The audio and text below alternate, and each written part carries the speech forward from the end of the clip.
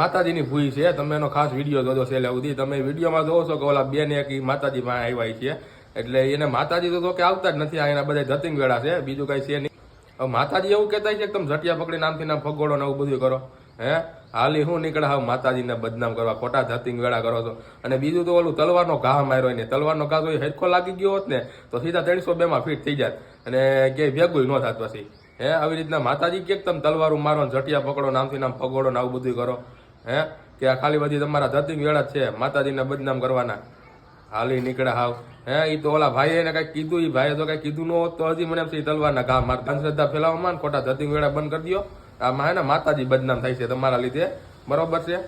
એટલે આ બધું તમારું છે ને એ ધતિંગ વેળા બધા સારું ન લાગે. આ વસ્તુ તમે જે કરો ને એ આમાં હે ને માતાજી બદનામ થાય તમારા લીધે.